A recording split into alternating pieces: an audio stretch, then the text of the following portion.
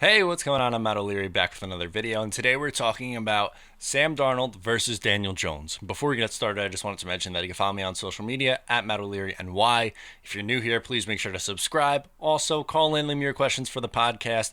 New episodes every Monday, so get me questions. I'll try to answer them on the show. So what I wanted to do today was talk about Daniel Jones versus Sam Darnold because this is something that's a hot button issue here in New York and just around the league. The guys get compared a lot because they play in the same town, and who's better than the other. I'm going to look at a bunch of different categories, but just so you know that Sam Darnold was drafted in 2018, Daniel Jones drafted in 2019, and initially the feeling on both quarterbacks was about a complete 180. Everyone seemed to be very, very confident in Sam Darnold when he was drafted third overall, and when Daniel Jones was drafted, a lot of people did not like the pick and were very critical of Dave Gettleman. To Jones's credit, he proved a lot of people wrong in his rookie season and came up with a couple of big wins, including his first game against the Tampa Bay Bucks. So Daniel Jones ended up throwing for 5 more touchdowns. He had 24 to Sam Darnold's 19. They both played in 13 games. His passer rating was slightly higher at 87.7 versus 84.3. So about a 3-point difference, not too much of a gap there. And the Pro Football Focus grade was extremely close as well. Jones was a 65.7, Darnold 63.2. Again, marginal difference. And when I started to look at more stats, they were extremely close in a lot of important categories.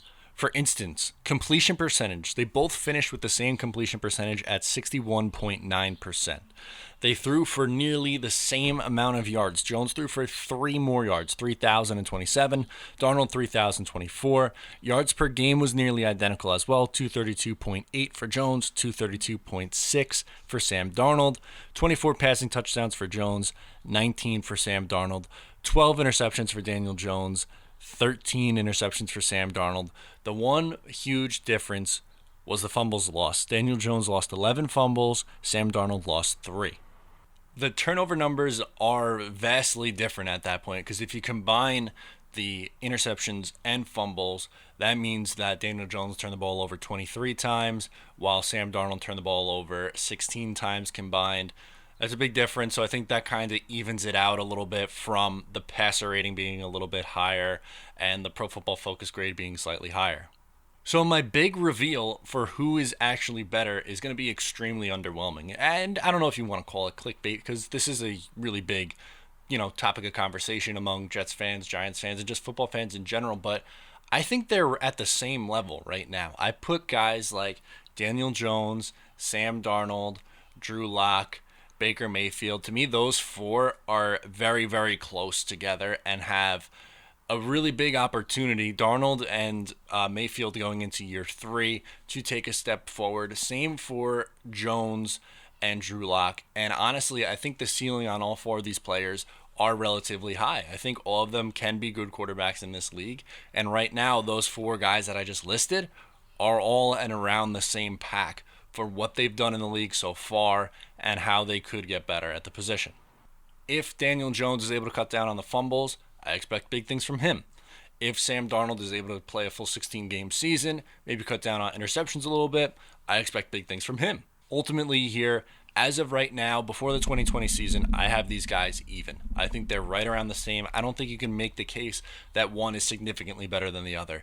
If you're a Jets fan, you probably think Darnold is better. If you're a Giants fan, you probably think Jones is better. I would argue that when looking at the 2, the raw traits maybe jump off the page a little bit more with Darnold. That's why he was the consensus number 1 overall pick, or at least a top 3 pick in 2018, versus Jones, while people thought that at 6th overall that was a little bit of a reach.